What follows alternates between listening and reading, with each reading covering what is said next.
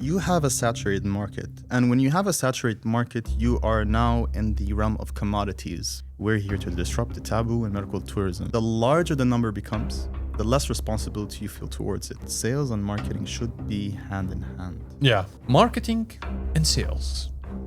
Two opposite forces that always clash together. Hello and welcome to a new episode on Etc. Podcast, your favorite podcast on breaking taboos in medical tourism. Today, we have with us a very special guest. A guest who holds a various experience in both sales and marketing. And beyond that, our guest today is the man behind the camera for Etc. Podcast. The person who's shooting, editing, and working on the content that you see every day and every week on our channels.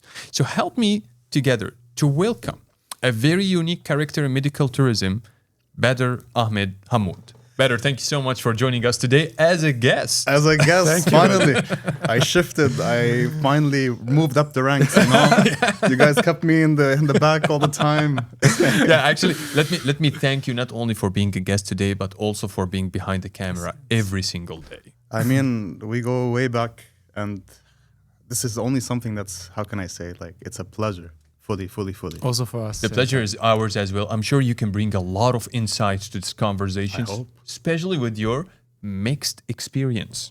But let's kick things off with the question that we always start with. What brought you into medical tourism?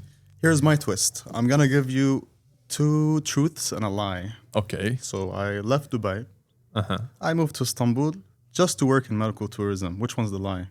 You left Dubai, that's the truth. You Yes. came to Istanbul, that's the truth. And the lie is you came from medical I don't tourism. think anyone plans on working in medical tourism. And I think that's like a very concurrent theme. Like if I could edit a video of everyone's, how they joined, everyone will say coincidence in different tones. Yeah. But it really was a coincidence. And it started that way. Of course, I had some friends who were in the industry. And I worked in stock sales before. I was a stockbroker. And, you know... You watch Wolf of Wall Street and all of these hymns and extra energy. So it was like, I saw my friend, he's talking to warm leads. I was talking to cold leads. People were cursing me, yelling at me. And I'm like, I can sell 10 times more than what I was selling. And I was doing cold. So I went into medical tourism. And of course, it like was a whole new horizon of everything that I already like did in sales. It was a complete like different playing field because now it's no longer about, because you know in stocks when someone's investing, if they win or lose they're accepting of the fact, you know, they're entering like this, but here it's health, so it becomes a whole other playing field. Yeah, that's 100% true. And I like to emphasize on the part where it is accidentally and coincidentally. That happens all the time, you know? No one plans it. And speaking of which, whether marketing and sales, two opposite forces that always clash together. Sales blames marketing all the time. Marketing blames sales back all the time. You started in sales and you moved to marketing. What is the reason behind this endless fight? And how can we close that gap between these two departments? So, to be very honest with you, and this is why I love it, sales and marketing will always be in a clash. And I see that the critique that they have, and I really want to emphasize on the word critique that they have upon one another is what gives the room for improvement. And when I say critique, it is the opposite of fighting, because fighting means I want to win against another person. So there needs to be a loser, there needs to be a winner. But when we have a constructive criticism that's happening between sales and marketing, it needs to be constructive, or else it's just... Actually, let's put a line under constructive, like, because in many clinics we see this all the time. Sales blames marketing for the leads. Leads are bad, quality is bad. And then marketing blames back the sales because they know they're bringing good leads. So who's in the wrong, who's in the right, we don't know, but we need to fix this clash. Then they come to the HR. The complaints comes to the HR fires everyone. Company closes. But to be fair, I hate the concept of blame, especially the fact that I worked in sales and I've seen it, and I've worked in even managerial positions, and I've dealt with marketing. And to be fair with you, I see that a lot of people who go into marketing strictly as their first step without having an idea of how sales works. And medical tourism as I said, it's a whole playing field. It's so different. You can't expect Yeah. yourself to graduate from university. Let's say you worked for big brands, you did some commercial shoots for marketing, and then you come into the health sector. These are two different things. So when you're a salesperson in this industry, you have to keep in mind a lot of things. So first of all, the conversation, in my opinion, is never, and I want to tell this to marketers, if you want to understand the sales team, don't talk to the upper management. They're not really checking in. You need to kill your ego, go sit down, have a seat, see how they talk to patients. Talk to the frontline soldiers. Exactly. Indeed. These people are taking all the bullets, they're taking all the casualties, everything you can think of. And the most important thing, I'm just saying this as someone who, imagine you're someone who doesn't have any sales experience and you need to do this. But for example, from my perspective, I believe I've had, like more than 5,000 conversations with people. People I've closed, people I've lost, people I've been empathetic towards to fix their problems. And I can understand the commonality. So how can I say? There's a similar cause and effect with every patient, but it's always that the story is different. And it's a normal thing. Everyone has a pain point, and everyone wants to solve it. And they solve it through what expectations they have. And then you can see what focuses they have. And this is a very common, let's say, cause and effect, if you want to look at it from an outsider's perspective. But when you have someone who's working in marketing where all they see are just straight up numbers, what relation can they build with this? I hope you get what I mean when it comes to this. Yeah. And there's this thing that I always used to keep in mind is that, for example, there's a study done by Paul Slovich where he called the study called psychic numbing. And the theory is, or the study shows that the larger the number becomes, the less responsibility you feel towards it. So let's look at it this way. And I want to give like a live example with you guys. If I told you I'm going to bring you one patient every week, how will you treat that patient? Like king. Like a king, like he's our one patient. So you'll give him everything. If I told you, okay, this one jumps to 50, what's going to happen? There's still going to be some care. But at the same time, you're going to be like, okay, now we have to do things more systematically. This is where system kills the humane touch. And then when it jumps to 100, 200, so this is something that marketing and sales has to keep in mind. But how can marketing keep in mind of this? Because a marketer who has no communication with the patients directly, has no communication with the sales team directly, what happens here?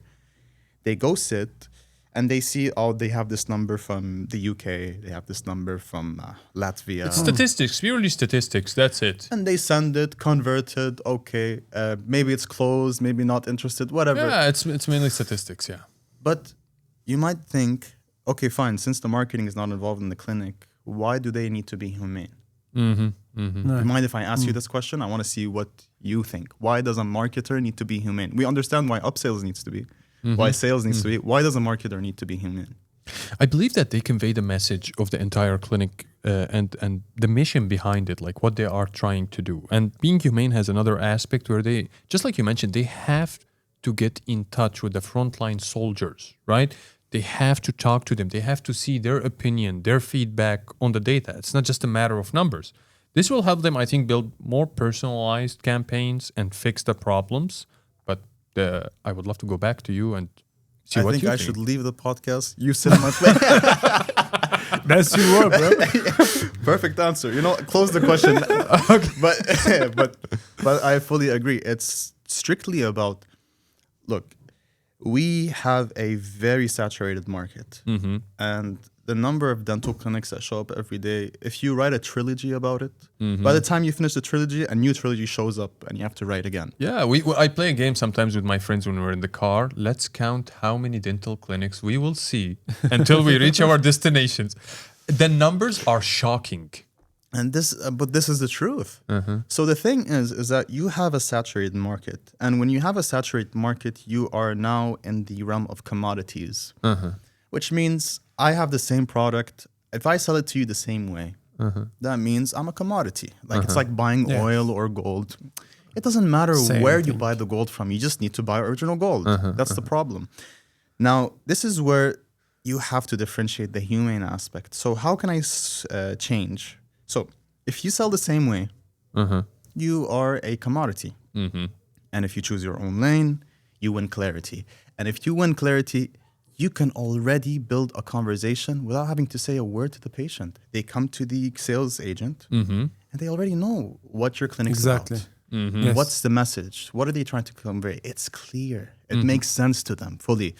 So this is the main difference, which I believe marketers should be humane because they need to understand who are they talking to and how do they talk to them. 100%. I totally agree. And actually, Bader, this brings up another question for me because you know that we go very back, way back, you know, and you were actually one of my trainees.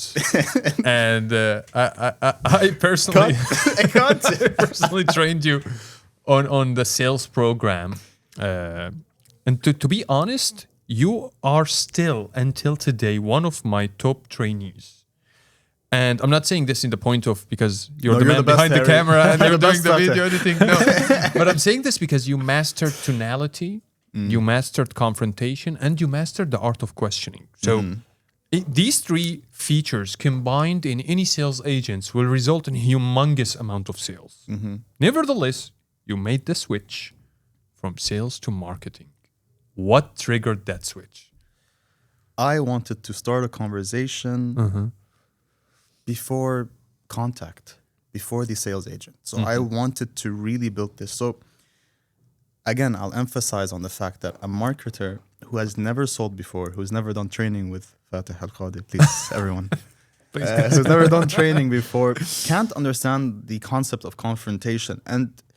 And you might think to yourself, how can you confront in a video or in any advertisement that you're posting? But confrontation is there because, for example, one strong confrontation you can always put in marketing, because I work more as a creative strategist, by the way. It's less about the data for me. I build campaigns mostly on the creative aspect. Is how do I confront the person about their weak points, their pain points from the get-go? So when you're scrolling and you see it, you're confronted. Someone's calling you out. But in a way that seems like these people get me. These people, or at least these people look like they could get me. If I get in contact, I have an idea that maybe they might know who I am or they might understand me better. So going back to how did I use this confrontation and so forth, this obviously built an empathetic side to me as well. Because the more I start to confront people, and people misunderstand confrontation, it's not to be rude. Exactly. And be like, oh, why aren't you coming? No, it's more like, how can I understand you best? I want to ask you an uncomfortable question. So that I can get the answer, an uncomfortable answer, so that we can work together. It's like a collaborated thing. Exactly. Yes. And confrontation in this regard can work both in sales and marketing. So, I mean, kudos to you. You helped me a lot when it came to this. But I found my own way of translating it in a way that I could. And I want to add something that might trigger a lot of people that are watching. Is that you Close said your ears. You said that marketing specialists must have sales experience or at least know more about sales in order to market correctly. I say that there's a lot of companies in medical tourism where the marketing specialists don't even speak English. So You had so to be honest, I would also emphasize that English still is the number one language in medical tourism in Turkey. Knowing English is really a plus. And not knowing is not wrong. Refusing to learn is wrong. Look, in marketing, we have many aspects. We have positioning, we have segmentation, we have branding, and so forth. And one of the things that I really realized about, for example, branding is that you need to be the point of differentiation. You need to be the person who's poking out like a sore thumb. And usually what comes with language is the understanding of culture. And even if you don't know the language, at least try to understand what this language is built around. Because you can get a lot of the demographic, the way they think, from how they use their language. Language, at the end of the day, it's a human invention. Yes. It's what people use to communicate their feelings, their expressions, and even language can be a physical thing. So in this regard, if someone doesn't know English, I would say that's a problem. But let's say this guy is truly a genius. I would say, okay, maybe he can probably still make it not knowing it. But if he refuses to learn the culture behind English, that's where the problem is wrong. Thank you, yeah. Because as I said, as a creative strategist, I need to look at the market. I know Russian patients don't think the same as English patients. Exactly, yeah. And it's not a bad thing. This is just Different the difference cultures. of humanity. This Different is what we're cultures, made yeah, for, correct? yeah. For example, I'll just give a small insight. I realized, for example, for Russian patients, they love to see things face to face. They love to see the physical. So if you make an advertisement that really shows the physical, the talking, how everything is happening, and less about the details, more about how is this touchable? Is there a material I can see? They form a certain trust, a bond to it. But for example, with the English market, because as I said, it's such a saturated market, you need to differentiate. So you need to be so clear, so transparent, even if it makes you look way too nice, way too friendly. But this is the point. You need to show exactly what you're showcasing, because believe me, they're going to see 10 other ads that are trying to do the same thing. And they're talking to 10 other clinics doing the same thing. But if they have an extra piece of information from you that they don't have from the rest, you're already on top. Interesting. We have a common question. A comment. Bader, you are the man behind the camera My at favorite. etc. podcast. How do you make sure that the content feels raw, great, yet still professional? And authentic. Etc. podcast talks about the things no one dares to talk about. And that's what authenticity is. And I want to add more to it. Authenticity comes from when people are actually trying to build towards something. I mean, ROI is very apparent. We're here to disrupt the taboo in medical tourism. And what I love personally, and I want to look at it also as let's say as a business concept as a whole, is that personally, this is actually the goal we want as people. Me personally, Fatih personally, Omar personally, you guys, we all want to change what's to the better, because at the end of the day, we understand there are so many voices unheard. Yes. And A lot. yeah, because no one is willing to face, for example, upper management, or no one's willing to face any of these questions. No one is talking about it, you know? Like, you mainly see it in tantrum posts on LinkedIn when someone gets fired, you know? That's it. No one is And actually... you always find just one like on that post, because everyone's scared if they like. Exactly, yeah. Other clinics are going to be like, what is this? Is he like also in the field of shenanigans? Toxic person or something like this. Exactly. So definitely the main goal of this podcast is to break these taboos. We want to voice out everything that is happening. We want to break the taboos. We want to give insights, and at the same time make the change, you know? This will push to make this 100%. 100%. And to add more to it, I really do value the concept that at the end of the day, we're really trying our best, and that's the whole point. And to anyone who wants to start anything, any kind of change, if you don't start with yourself, you're not going to make any change. So this obviously goes back to us in a retrospective kind of manner, where we have to look, are we truthful to what we're saying? And this will actually reflect how we talk, of course. how I edit the videos. This will show, because you will know, like, is there love? Is there attention and care put into this or not? Yes, 100%. And then going back better to marketing, and I'm sure that a lot of our audience would love to hear the answer to this question. What do you think is a realistic ROAS for a clinic to have? And ROAS, for everyone who's watching, is return on ads spent. So what is a realistic ROAS that you think clinics should aim for, and especially for clinics with limited budget? So these are two different questions. First of all, 4 to 5 times means you're on stable ground. Keep it as a rule. So 4 to 5x the ROAS means that you're on stable ground. In medical tourism. This only applies to medical tourism. I'm sure there are other industries as well, but this is because at the end of the day, we're not a product kind of business industry. This is a service industry. So the return on investment should be very plausible. It should be something within the 4 to 5. Now, for the second question, I'm going to push it to later. I want to talk about the return on investment. And this is where, of course, it's very important, as I mentioned before, to really understand the market you're working with. Because if you can't, how can I say, land a successful campaign in a market and you're not achieving these numbers, please do understand you have to change your campaign.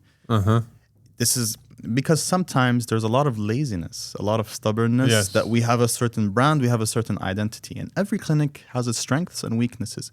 As I mentioned before, in one of the things that you can find in marketing, which is positioning. Positioning is where you set firm. Yes, you have access to everything else like other clinics do.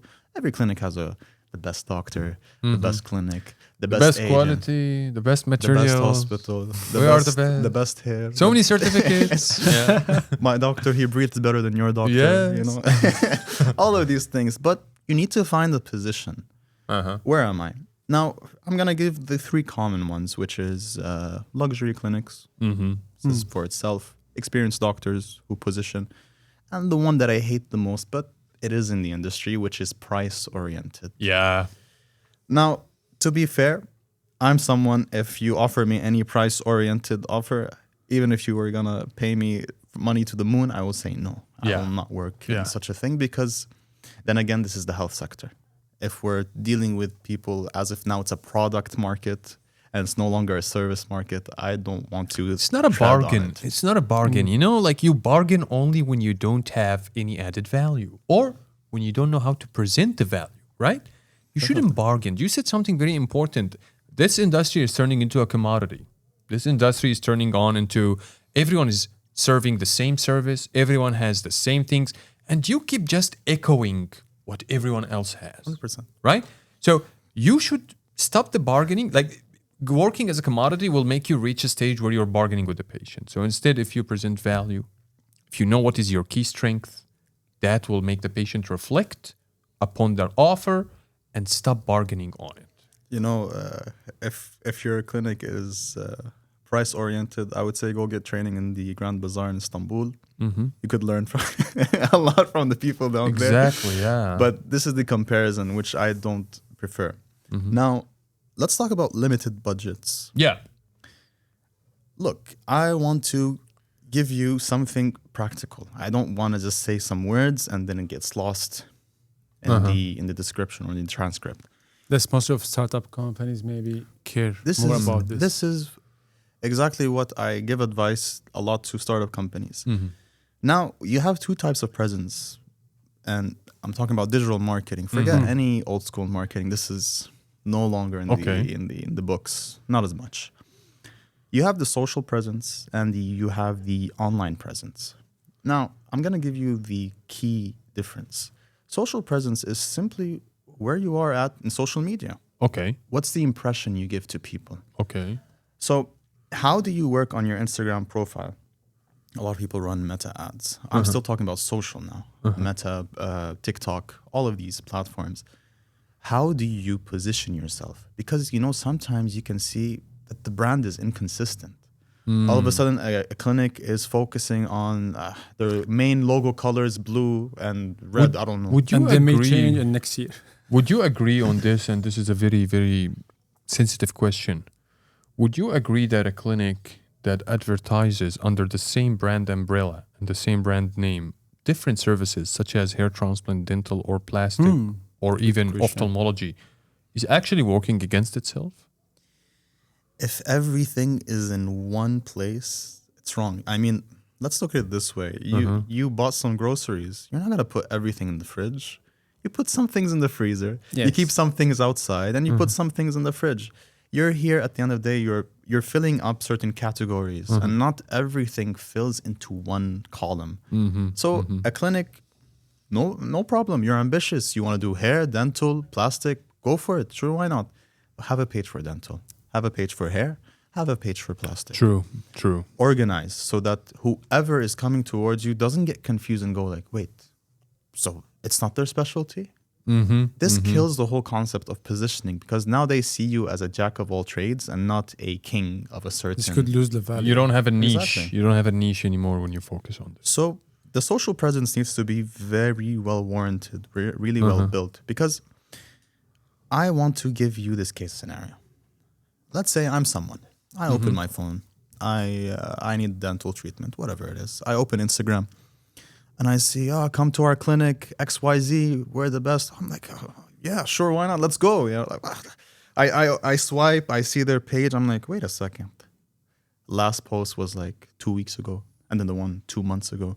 Okay, then I say, okay, fine. I say maybe they're not strong social media wise, but let's see, what's their character like? What's the brand? I see one post is in gold and black, and the others in blue and white, and nothing is oriented. Then I see their stories. I press.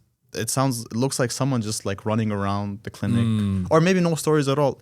This gives me a social presence that perhaps doesn't build the best impression, but let's say I get a good impression. Let's say I find the opposite. I guarantee, even us sitting here, the first thing we do, we open Google, check reviews, and we write the name of XYZ clinic, and we see. Forget about reviews. We want to see how present are they online. True. And this is where I say, this is the golden advice. If you're new, work on SEOs, search engine optimization, and work on your social presence. This is almost damnly like nearly free. This doesn't risk you paying 10,000 euros a month, 20,000 euros a month on advertisements, and you're saying, oh, what? It's like we're burning money at this point. Why? Because the patient who saw your ad, you got the impression, good job, you reached the person. It's the easiest part of the step. But were you able to hook them in, keep them in? This is where I say build your SEOs properly, build your online presence properly. Because the worst thing that can happen to you is that they see your clinic, they like it, they open Google, they search for you, and they see other clinics in the first page and not yours. What happens? Of course, they choose the other clinics. They forget about you. in Google Ads, I think you have this ability where you can advertise on another clinic's name. So when you write XYZ, 3 different clinics would be advertising on XYZ in order to mislead, I would say, the patient to choose one of them. So definitely SEO, especially that right now patients are actually more oriented about this. When they see the word ad next to it, they don't enter. Exactly. They go down to the one that doesn't have ad. Even when I search for anything, man, I don't know, I want to buy a plane ticket. The moment I see ad, I'm like, scroll. I don't want to take any paid stuff. I want to see who's the most authentic one here. And the top one is always going to be the authentic one, yeah. And just as a key insight for clinic owners, in case they're listening, SEOs don't come overnight. There are some things you need to develop for at least a minimum of 6 months. Minimum. This has to do a lot with Google Analytics, with your website domain, how you're building it, the blog writing, all of these things. Actually, SEO is going right now further. Some companies or some agencies are providing services of SEO for AI. LLMs. Yes, for the large language modules like ChatGPT, Gemini. Like, how can you rank first, second, or third on Gemini or on ChatGPT, which is something very interesting. One piece of advice I would give, which is people would consider an industry secret, but almost every SEO specialist knows, is that you use the most underused word and you take it as yours. Because what you can do is dental clinic in Istanbul. I want to claim this word. What happens? You're dealing with the giants. You don't have anything authentic to yourself. But let's say you choose a very specific word, even if it's not trending. Maybe one day it will be. And there's a lot of infusion with SEO. For example, now Instagram opened a new option where your captions are SEO driven now. Yes, I saw. So they will show up in Google. So you'd be surprised. I will say something, but I may not be familiar with the marketing part, more from different departments. But as I see from the employees I'm meeting or like candidates, they just see the marketing about opening ads and getting leads. So the question I'm asking sometimes, what kind of tools you need from the company to make more sales? So in the previous 1 year ago, 2 years ago, most of the tools they are saying leads, hot leads, new leads, great leads. Right now, I'm seeing they are asking about the marketing. I mean, if I search about the company, can I see it in the top, for example, the reviews, maybe that care more. People are more aware. The social media. Are you like specializing in one product or one treatment or like different treatments? So they may focus right now about the marketing part because they know that convincing the patient, it's the marketing have more power, will more focus about the price. I remember on one of our episodes, one of our what's it called, guests said that 98% of sales are prominent from the first touch, the first impression. And I couldn't agree more. I was sitting behind the camera. I can't say anything, you know. I'm just like, Give me the mic. give me the mic.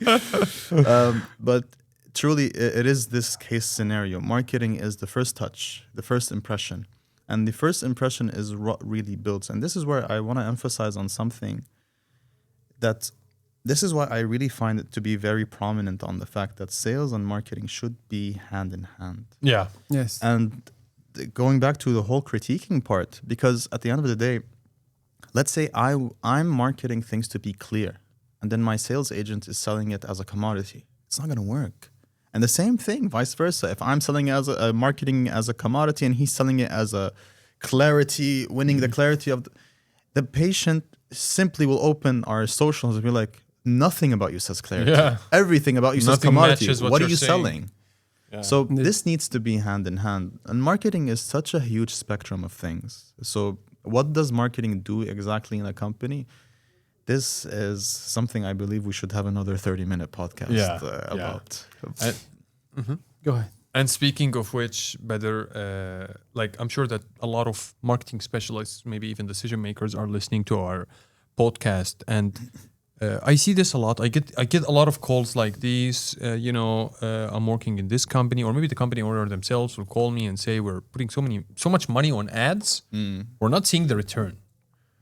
What kind of advice, in a short and concise way, like what kind of advice can you give to decision makers who are spending so much on ads, but not getting that return on ad spend that they want? In the nicest way possible. Yes, please. Forget about your high expenditure. Forget about all of the luxury things you offer as a company owner or as an upper management. If you are not aware of the fact that your employees, your marketers, your sales specialists are, let's say you don't have any care towards actually building something with them, you're not going to get the return on investment properly. And let's be very honest, a salesperson who's not making the money that they deserve to be. I'm not saying give everyone thousands of euros, but the people who do actually deserve it, give them what satisfies them, and I promise you sales will come. So of course, now this is not a marketing advice. This is more of a business solutions advice kind of thing, but this affects a lot because if you don't have cohesiveness in terms of your team building, the marketer is doing 20 different jobs, the salesperson is doing 20 different jobs, and everything is clashing into one another. And then you want to come and say, why is nothing working and why is there no return? This is no longer about what you're spending. It is about what you're investing in. And this is the sad truth. And of course, I don't mean it in a sense where, oh, you're the bad guys, we're the good guys. But it's more of a constructive criticism to perhaps just see exactly what's going on. See what parts of the puzzle do you need to fill first before you go on such a huge spending spree. That's I would say, I would translate your advice into something small. Like for all decision makers, don't think that pouring more money into ads will result in more sales. Yes. If there is no investment in the teams, in the people, within your culture, within your company, that investment in ads will not give you the return that you're expecting. And I'm saying this mostly from the perspective that I've worked in sales. I've worked in marketing. And I've even done some customer, inside and outside, what's it called? Like patient relations in the...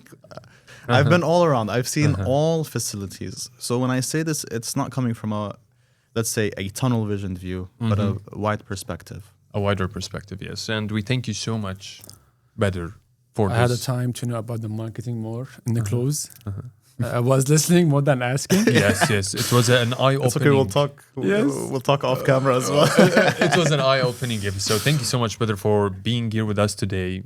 Thank you, Bader. Huge thanks from us, and I think from a huge portion of our audience for standing behind the camera every day to make this podcast, to make these videos, and to make this content real. We thank you so much for Thank you, Bader. the viewpoints that you gave on marketing. I'm sure they were super, super insightful, and they will give decision makers and upper management more thoughts to how marketing is actually done.